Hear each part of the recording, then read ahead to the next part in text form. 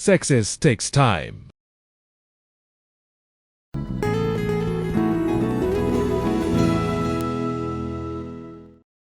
Have you ever worked hard for something and felt like nothing was changing? You wake up early, you do your best, you stay focused, but the results still don't appear when you expect them. Days turn into weeks. Effort slowly becomes exhaustion, and then one question begins to appear quietly in your mind. Does any of this even matter? Sometimes life makes us wait longer than feels fair. You see others moving forward, their businesses grow, their skills improve, their lives seem to accelerate. Meanwhile, you are still in the same place, doing the same work, trying again, and hoping that one day all this effort will finally mean something. But what if waiting is not wasted time? What if it is the part of the process that builds the strength you cannot see yet? This is the story of a young man who learned that the things that grow slowly often last the longest. His name was Math, and his journey began with something most people try to avoid: patience. Math lived in a small industrial town where many families made shoes by hand. The streets smelled of leather. The sound of sewing machines could be heard from many houses. His father, Mile, had been a shoemaker for more than 40 years. His small workshop sat at the corner of a narrow street. Inside were wooden tables, old sewing machines, boxes of leather, and rows of carefully finished shoes. Mile believed that a good shoe was not made quickly. It was made carefully. But Math was different. Math was in his early 20s. He was full of ambition and full of energy. He dreamed of building a large shoe brand. He wanted his designs to sell in many cities. He wanted speed. He wanted recognition. And most of all, he wanted success fast. So Math worked faster than anyone. He cut leather quickly. He stitched quickly. He glued the soles quickly. He rushed from one pair to the next. At first, it looked impressive.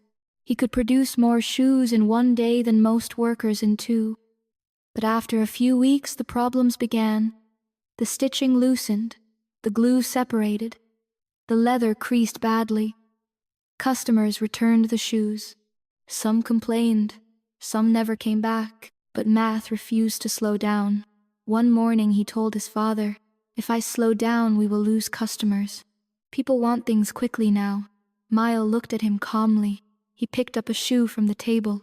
He ran his hand across the leather. Then he said quietly, "Leather listens to time, my son. If you rush it, it weakens."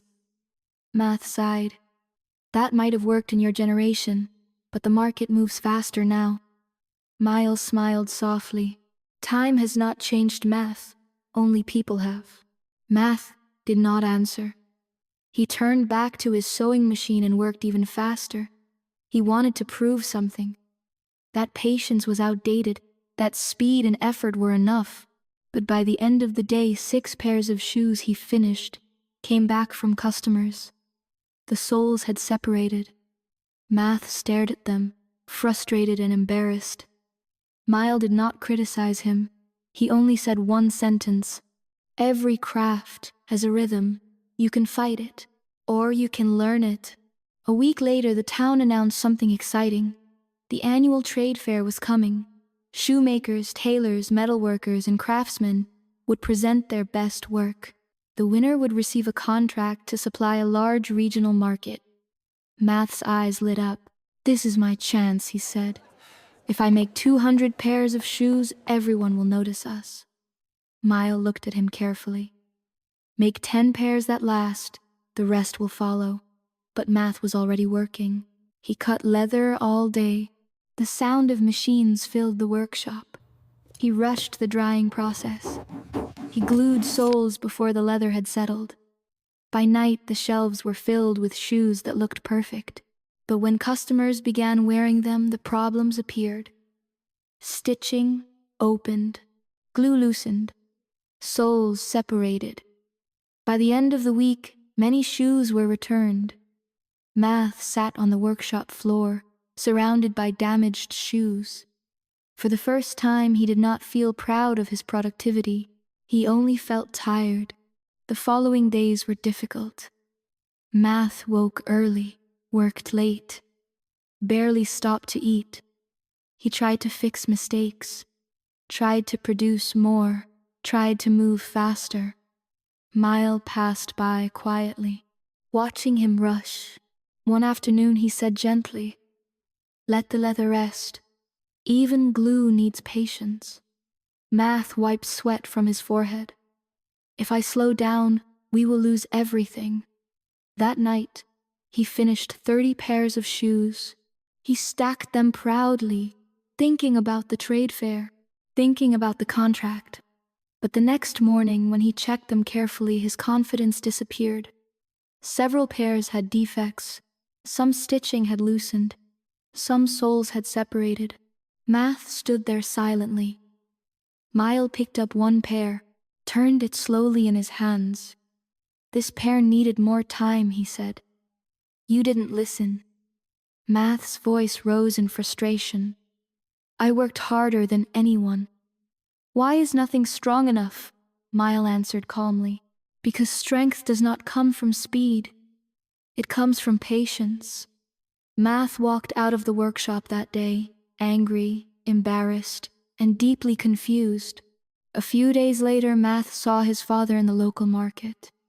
Mile had placed only 3 pairs of shoes on the table. Simple, clean, perfectly stitched. People stopped to examine them. One customer asked, "How long does it take to make shoes like these?" Mile smiled. "As long as they need." Math watched from the crowd. For the first time he understood something. His father did not rush because he loved the craft, not the reward. That night, Math returned to the workshop. The shelves were filled with rejected shoes.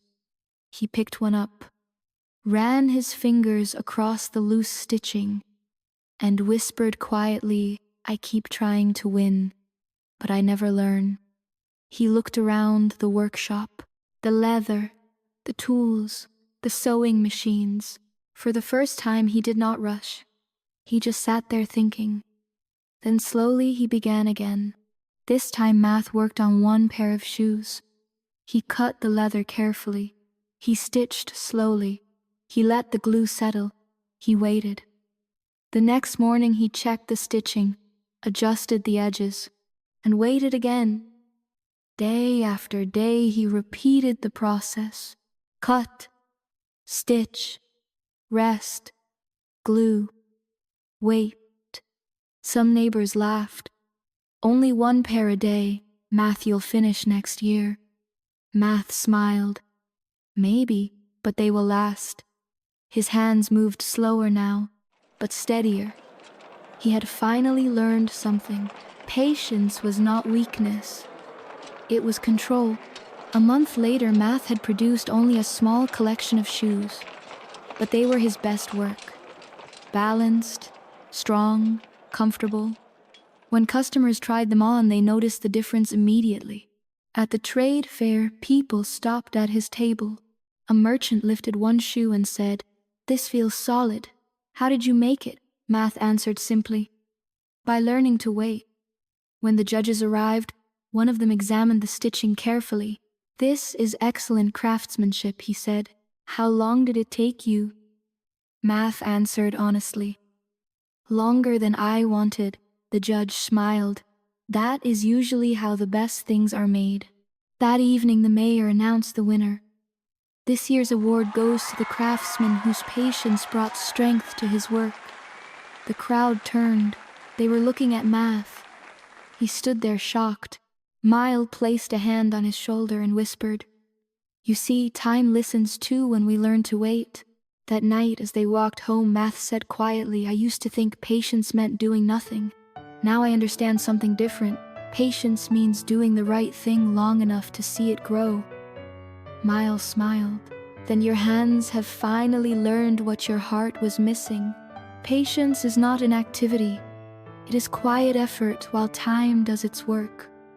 Maybe you are trying, working, believing, but the results have not arrived yet. It is easy to think you are failing, but sometimes life slows you down because what you are building needs more time to grow. A seed does not bloom overnight. The strongest trees grow slowly in seasons when no one is watching. So if you are still waiting for your moment, do not quit. Keep showing up, keep improving, keep working quietly. Because one day all the effort you invested in silence will rise. Not fast, but strong. And when that day comes, your results will speak louder than anything else.